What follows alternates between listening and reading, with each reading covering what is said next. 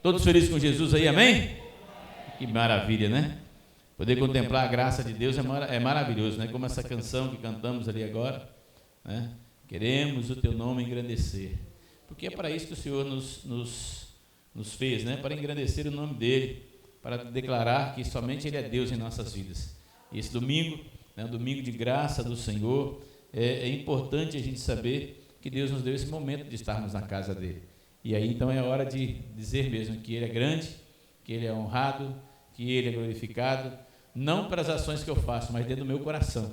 Ele verdadeiramente é isso, né? Quer dizer, pois só tu és o Deus eterno sobre toda a terra. Bota a mão na sua cabeça, fala sobre a sua vida. Ele é meu Deus eterno sobre essa terra, né? Deus eterno sobre toda a terra e sobre os céus. Ele é nosso Deus, né? Louvado seja o nome do Senhor. Agradecer a Deus pela oportunidade, né, de estarmos aqui mais reunidos aqui na casa do Senhor. É sempre um prazer. Agradecendo ao apóstolo Paulo que nos dá a liberdade também, né? E eu quero pensar com você nessa manhã acerca da palavra de Deus. Sei que quando o pastor Robson vem, já sabe que a demora, né? Vai começar, né? A ministração vai longe. Louvado seja Deus, né? É a palavra de Deus que vai falando. Louvado seja Deus.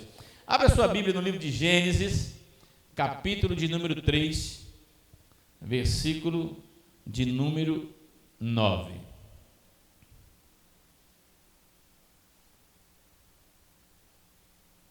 Gênesis 3.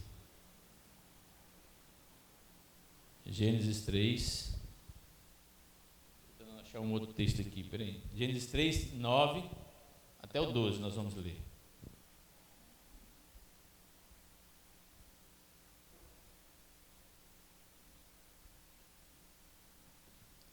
Amém?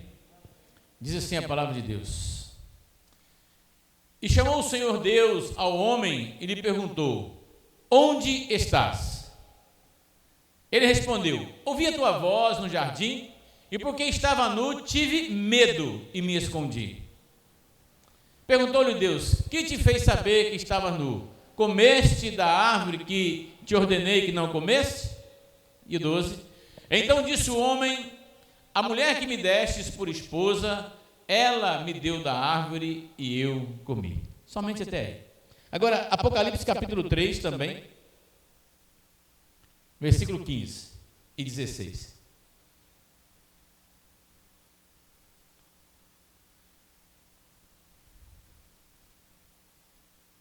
Apocalipse 3. Eu vou esperar você achar, porque é importante que você ache na sua Bíblia, que se tiver que fazer alguma anotação, é importante que você anote também. Não esperar só pelo telão, né? O telão é muito mais rápido.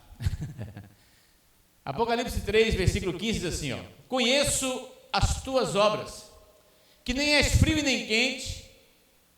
Quem dera fosse frio ou quente. Assim, porque és morno e nem és quente nem frio, estou pronto a vomitar-te da minha boca. Amado Deus e Pai querido, esta é a tua palavra, a palavra que nos alimenta. É a palavra que nos permanece de pé, que nos faz permanecer firmes sobre a rocha. É a palavra que nos traz a esperança, a alegria. É a palavra que nos dá, meu Deus, força para prosseguir. É a palavra que nos, meu Deus, nos enche da graça que o mundo não pode nos dar. Por isso, nos alimenta com ela nesta manhã. Que nós sejamos, meu Deus, vasos para a glória do teu nome, para ser cheio do Senhor. Então venha renovar em nós a tua aliança e nos abençoar nesta manhã com a palavra do teu alimento. Assim nós te pedimos e assim nós te agradecemos, em nome de Jesus. Amém. Amém? Amém ou não? Glória a Deus. O primeiro texto, nós vemos ali um Deus conversando com um homem, e ali então expressando um sentimento de que Deus estava procurando o homem como se Deus não soubesse onde ele estava. Mas Deus sabia o que havia acontecido. Tanto que a pergunta objetiva do Senhor é: comeste da árvore que eu te disse para não comer? Então Adão responde: olha, a mulher que o Senhor me deu da árvore e eu comi. Então eu quero pensar com você acerca disso, porque no segundo texto, nós estamos no Gênesis e Apocalipse, começo e fim da Bíblia.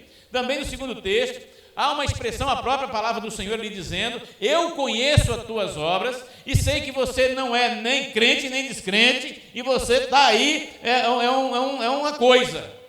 uma coisa que não me faz bem, é uma coisa que eu não consigo engolir, é uma coisa que não consegue ficar dentro de mim, porque eu estou pronto para te vomitar da minha boca. Você é um nojo, É assim que o Senhor está dizendo, traduzindo atualizando essas palavras para nós hoje. Né? O Senhor está dizendo que você é um nojo. Então eu quero pensar com você algo nessa manhã em relação a isso. Por quê? Porque esse texto me proporciona um entendimento assim. Porque quando Deus pergunta para Adão o que ele fez que o afastou da presença do Senhor, Adão admite que ele errou. Então disse a mulher que o Senhor me deu, ela me deu do fruto e eu comi. Então ele admite, não admite? Olha, eu comi, eu pequei. Mas em momento nenhum você vê Adão se arrependendo, dizendo assim, eu quero que o Senhor me perdoe porque eu fiz isso. Então eu quero pensar com você nessa manhã que a confissão, uma confissão diante do Senhor sem arrependimento, torna-se repulsa de Deus. Porque quando o segundo texto de Gênesis, de Apocalipse, a palavra à igreja diz, olha, você não sabe o que você quer, você não serve para mim. Então tem pessoas ali, ó, você não é nem quente nem morno, mas você me reconhece, você sabe que você é errado. Se você está na igreja é porque você entende. Mas você não decidiu ainda, você não se arrependeu ainda. Você só está convencido, você não está convertido. Então, a confissão sem arrependimento, ela gera repulsa de Deus. E é o que eu quero pensar com você nessa manhã. Como está a nossa caminhada diante do Senhor? Porque podemos até admitir os nossos erros, mas temos confessado isso? Temos nos arrependido disso? Porque tem pessoas no presídio, está cheio de gente lá dentro que admite seu erro, mas não se arrepende do que fez, não. Se sair de lá, vai fazer de novo. Então é isso que o Senhor está dizendo para nós nessa manhã. Porque a confissão sem arrependimento é um nojo para Deus. O que é arrependimento, pastor? É reconhecer o erro e ter repulsa dele. E pedir misericórdia para si, porque reconhecer o erro nem sempre é resultado de um verdadeiro arrependimento. Adão, ele reconheceu o erro. Olha, a mulher que o Senhor me deu, ela me deu do fruto, eu comi. Ele reconhece que eu comi, eu errei. Ela não errou, quem errou foi eu. Mas em momento nenhum você vê Adão se arrependendo. Em nenhum momento você vê um arrependimento verdadeiro nele. Muitos entendem que arrependimento significa tornar-se contra o pecado ou coisas erradas. Mas essa não é a definição bíblica de arrependimento. A Bíblia nos mostra que a palavra arrependimento significa mudar de ideia, mudar de rumo, mudar de direção. É uma verdadeira conversão, eu não quero mais isso. E quando nós não vemos em nenhum momento Adão se expressando dessa forma, além de reconhecer o seu erro, mas não se arrepender, ele diz assim, olha, eu reconheço que eu errei, mas eu vou continuar do mesmo jeito. E por causa disso, Deus o expulsou. Então, ali, o expulsar, nós vemos duas formas de expulsar. E aí, olha o que Deus está dando aqui agora. Deus não tinha pensado nisso. Deus o expulsou. E tem duas formas de Deus nos expulsar. Capta isso aí, ó, capta isso aqui, ó, pega a ideia. Primeiro, Deus pode nos expulsar da sua presença. Depois, Deus pode nos jogar fora de dentro dele. Se nós não entrarmos nele, nós vamos no céu, nós não vamos para lá. Primeiro momento, ele lança o homem diante da sua presença. No segundo momento, no Apocalipse, ele está falando que está pronto para jogar-nos fora, como um vômito, como um nojo, como uma porcaria deste mundo, que não faz bem para ele. Como qualquer coisa que você come, como qualquer coisa que você se alimenta e não faz bem para você, que a solução é jogar para fora. Tem muitas vezes que nem antiácido não adianta. Toma lá um monte de coisa e se não jogar para fora, não vai. Então esse texto propõe isso. Adão até admite ser afligido, tem infringido a ordem, né? Mas não se arrepende. Eu errei. Mas por que eu errei? Porque a mulher que o Senhor me deu, quer dizer, a culpa é do Senhor, não é minha. Quantos crentes estão na igreja assim, eu errei, mas a culpa é da minha mulher, a culpa é do meu marido, a culpa é dos meus pais, a culpa é dos meus irmãos, a culpa é do pastor, a culpa é do ministério de louvor. A gente sempre tem uma desculpa para arrumar, para justificar o nosso erro. E não é isso que Deus quer. Eu errei e acabou. E preciso me arrepender disso. Ainda que reconhecemos, né? Ainda que esse reconhecimento venha seguido de uma desculpa, porque ele disse, olha, eu sei que eu errei, mas foi por causa da mulher. ainda assim não vê o arrependimento verdadeiro nele. Então, reconhecer o erro, ainda que você culpe alguém pelo seu erro, não quer dizer nada. Não agrada a Deus. Porque esse tipo de reconhecimento, Deus fez o quê? Lançou o homem para fora do jardim. Esse tipo de reconhecimento, você está aqui, você não está na presença de Deus. E se você continuar e permanecer sem decidir o que você quer, aí vai chegar a hora que ele vai te lançar de dentro dele. Porque nós precisamos entrar nele. Amém ou não?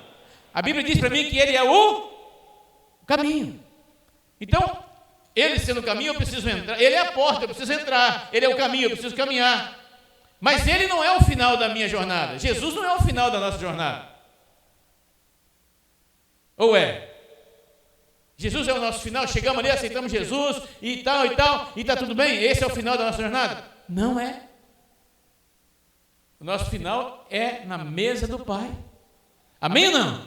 É lá que ele falou, vou sentar com vocês e vou tomar a ceia lá. Então Jesus não é o meu final, não é a minha caminhada final. Jesus é o caminho por onde eu ando para chegar até lá. Porém, eu preciso entrar em Jesus. Porque tudo foi feito nele, tudo estava dentro dele, tudo foi constituído dentro do Senhor. E a Bíblia diz que ele se esvaziou. Ele teve que abrir mão de tudo para se fazer carne. Então nós precisamos entrar nele. Agora, se nós entrarmos do jeito que estamos, vamos ser indigestos para o Senhor. Entende? Amém ou não? Nós vamos ser indigestos. E vai chegar um ponto que, se nós não mudarmos os nossos conceitos e pensamentos, ele vai nos vomitar da boca dele. Aí já é lançar fora dele. E aí eu entendo que seria como as 5 virgens não prudentes seriam lançadas fora, e eu não conheço vocês, vocês não fazem bem para mim. Apartai-vos de mim, que eu não conheço vocês, vocês fazem mal para mim, eu não quero. Entendeu? Então, é por isso que Deus o expulsou da sua presença e lhe retirou todas as regalias que Adão havia recebido do próprio Deus. Então, nós precisamos entender isso. São 2 textos que são bem antagônicos, bem distantes, um no começo e outro no fim da palavra, e ali nós vemos que há os dois distanciamentos do próprio Deus. O primeiro momento é interessante, né? Dá a impressão de que Deus não conhece, não sabe nada do que aconteceu, né? Ele fala assim, onde estás, amado? Eu falei assim, eu escondi, eu tive medo. Mas por que você se escondeu? Você comeu da água? Não, a mulher que o Senhor me deu, eu comi.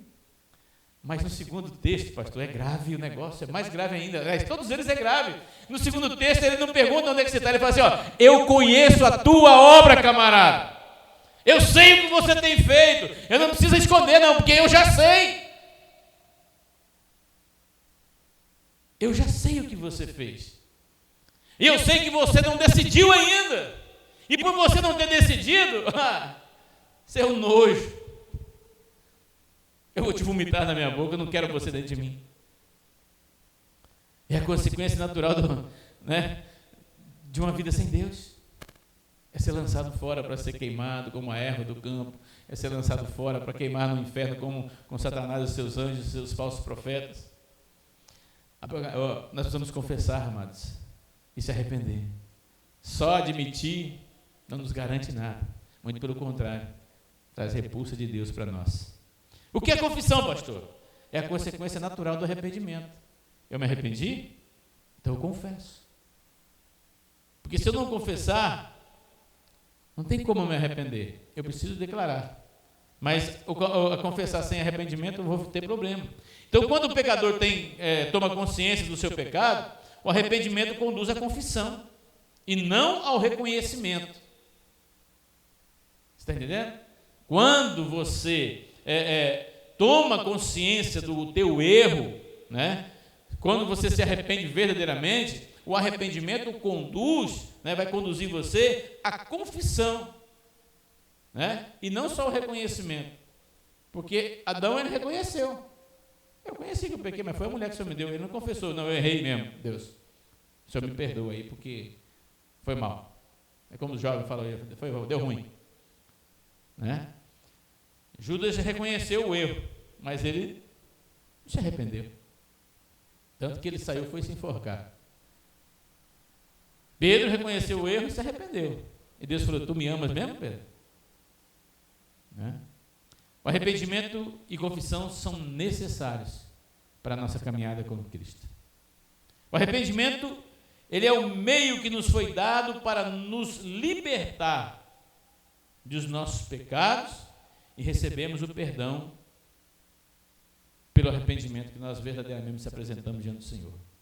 O pecado, ele atrasa o progresso espiritual e também impede, que a gente progrida diante do Senhor. E pode até pará-lo completamente. Pode parar o nosso progresso espiritual. A gente pode deixar de ter a sensibilidade do Senhor, porque fomos completamente lançados fora. O arrependimento torna possível que cresçamos e nos desenvolvemos espiritualmente novamente, quando nós confessamos. Aí vem o propósito. Nascemos à imagem do homem caído, quando encontramos Jesus, quando entregamos a nossa vida para Ele, arrependemos dos nossos pecados, e aí confessamos Ele, e nos mudamos o rumo, nós recebemos do Senhor a presença do Espírito Santo, e aí nós precisamos ser conduzidos por Ele, para a chegada junto aos céus. Então, Lucas 5,32 diz: eu não vim chamar os justos, mas vim chamar os pecadores para o reconhecimento. É isso? Não, é o arrependimento. Não é para reconhecer que você é errado. Eu reconheço, pastor, que eu errei, mas... Ixi, eu já ouvi muito isso de crente, hein? Já ouvi muito isso de crente. Eu reconheço, pastora, que eu errei, mas essa condição te mata. Essa condição mata a gente. Que foi o que fez com Adão. Eu errei, mas a mulher que o Senhor me deu que fez com isso. A condição do mais, amados, nos leva para distante do Senhor. Devemos tomar muito cuidado, porque isso pode nos levar para muito distante da presença do Senhor. O livro de Atos, capítulo 3, versículo 19, diz assim: arrependei-vos, pois, e convertei-vos, para que sejam cancelados os vossos pecados.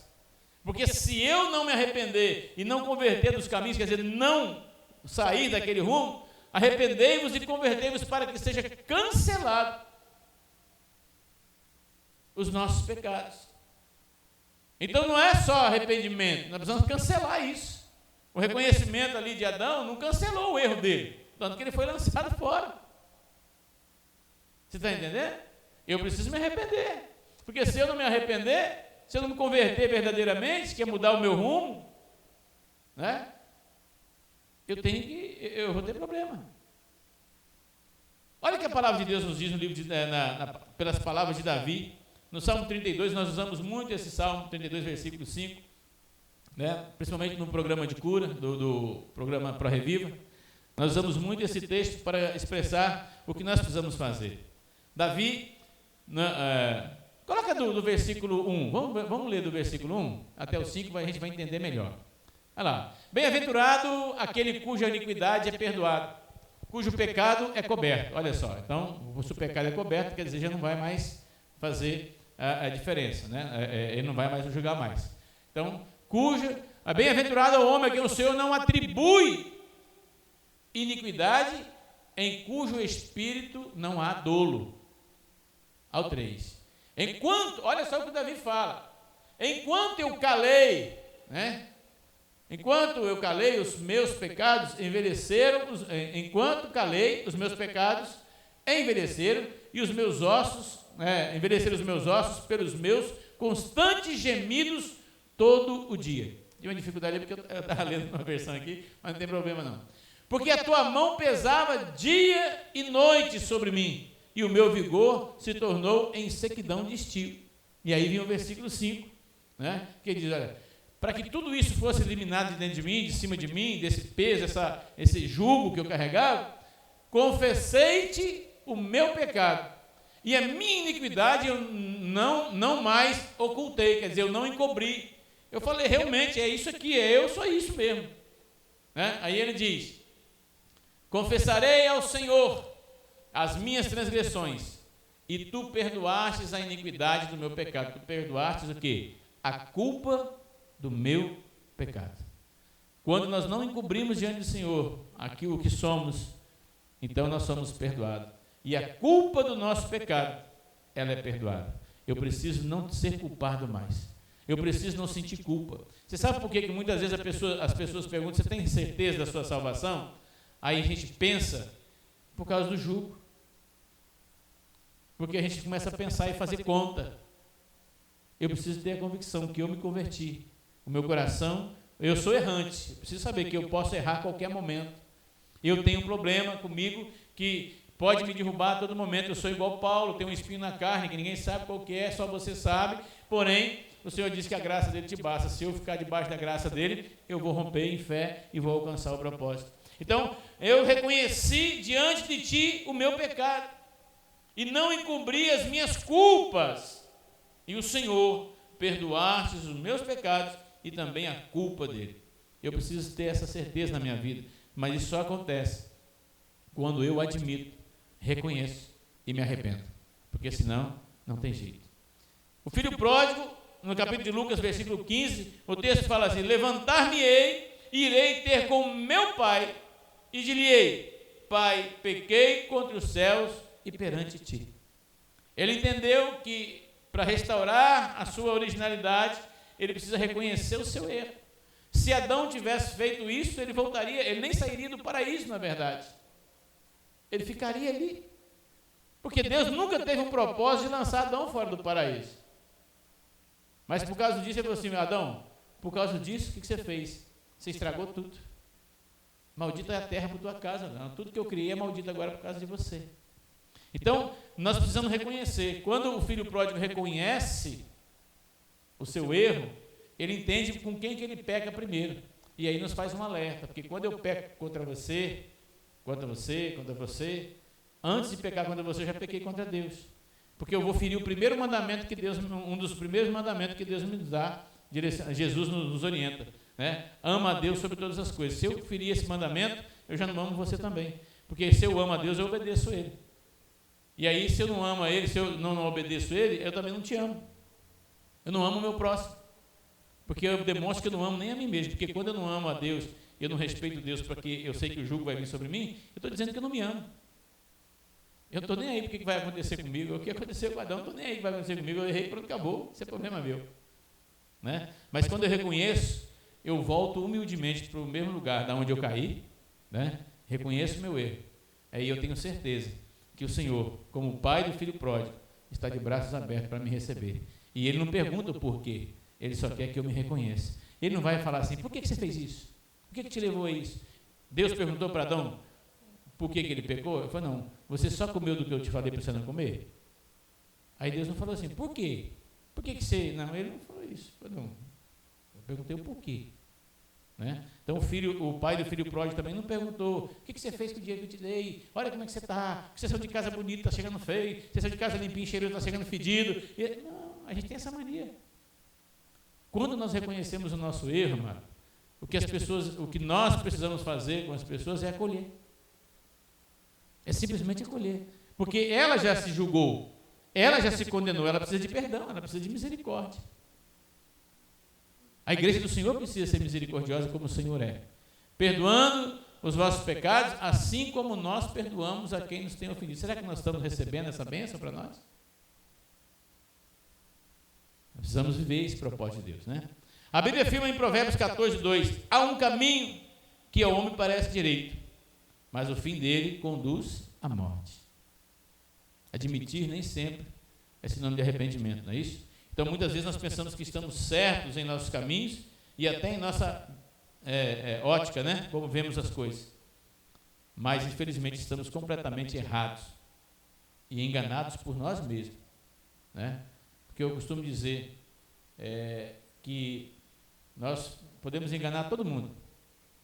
O esposo pode enganar a esposa o esposo, os pais os filhos dos pais, os membros, os pastores os membros. Podemos enganar todo mundo. Só tem duas pessoas que nós não conseguimos enganar: a Deus e a nós mesmos. Porque nós sabemos quando estamos errados. Adão soube que ele estava errado. Falou assim: eu errei. Mas ele arrumou uma desculpa. E se nós nos arrumamos desculpa pelos nossos erros diante do Senhor, Ele fala que nós somos o quê? O espojo do corpo, o nojo. Uma palavra ruim para falar domingo de manhã, né, antes do almoço, mas é o que a Bíblia diz. Né? Que você seja purificado para receber de Deus, né, o melhor para a glória dele. Feliz é aquele que consegue enxergar isso a tempo, como o filho pródigo. Reconhecer e se arrepender, como Davi. Senhor, Né? O filho pródigo falou, eu errei, pequei contra Deus e contra meu pai, vou lá até com ele. Davi falou assim, enquanto eu cobria meus pecados, os meus ossos chegavam até a moer, mas quando eu liberei, Deus me abençoou, né? E até a culpa do meu pecado foi perdoada. O importante é saber que a nossa confissão não será aceitável a Deus sem o sincero arrependimento e o desejo de ser renovado, de ser reformado, de ser, né, revivificado diante do Senhor. Por isso ele é misericordioso, não tem limite para o perdão de Deus. Ele diz que ele é galardoador do perdão, toda a honra e toda a graça está nele, e ele está disposto, né? Por isso que ele diz, vinde a mim e eu vos aliviarei. E quando ele perdoa, é o alívio, é o refrigério, é a paz que o mundo não pode nos dar, é algo extraordinário de Deus para a minha e para a sua vida, no nome de Jesus, amém? Então, este será o resultado da genuína tristeza pelo pecado, né? É preciso que haja decisão de mudança. Tudo que seja ofensivo a Deus tem que ser confessado e renunciado, aberto mão, lançado fora, para que nós nos tornamos graça diante do Senhor, para que Ele se sinta, para que Ele veja em nós, né, algo que agrade o coração dEle, e não que Ele nos veja como nojo, como Apocalipse 3, não como nojo, mas sim como graça diante dEle, né? Nós possamos achar graça diante dos olhos.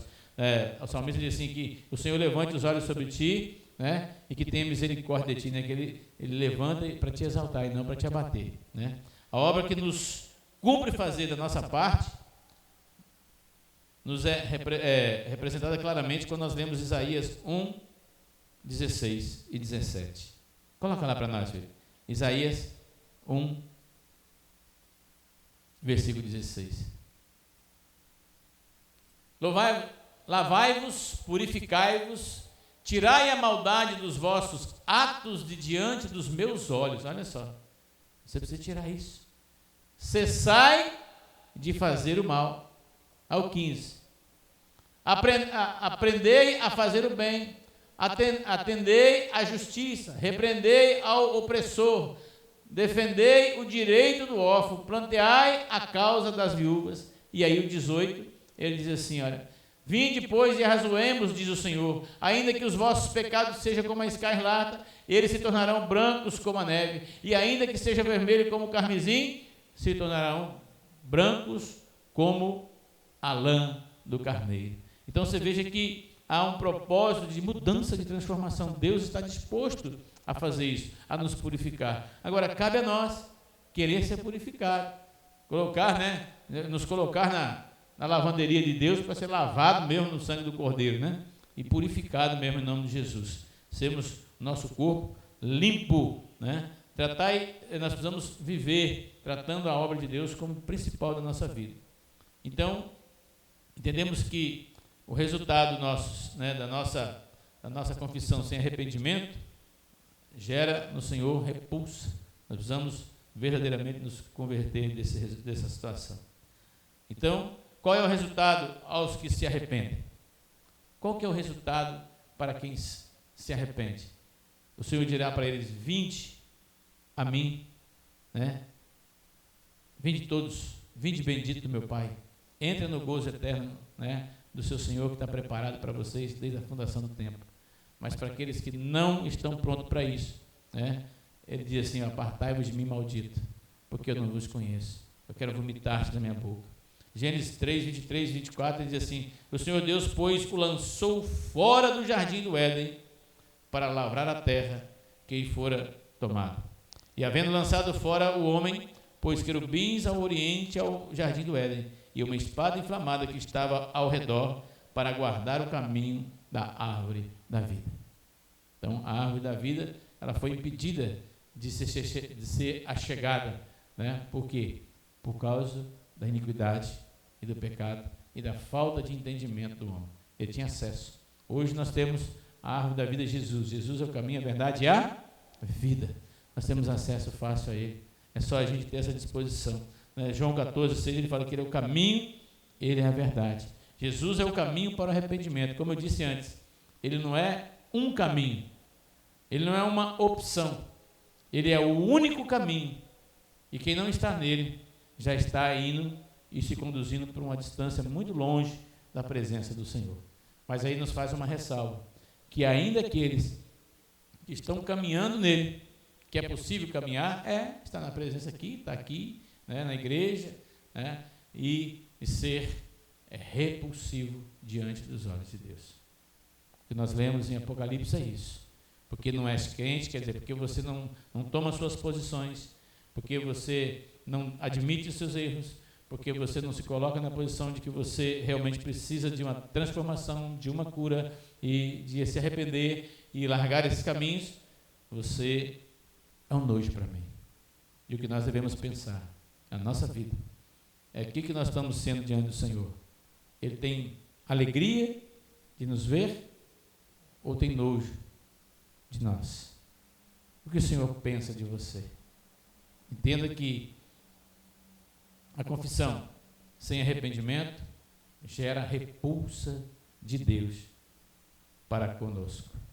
Não seja repulsivo diante do Senhor. Seja agradável aos olhos de Deus todos os seus atos. É o que nós lemos aqui, né? Seja agradável diante dos olhos do Senhor todos os seus atos. Aparta de todas as coisas.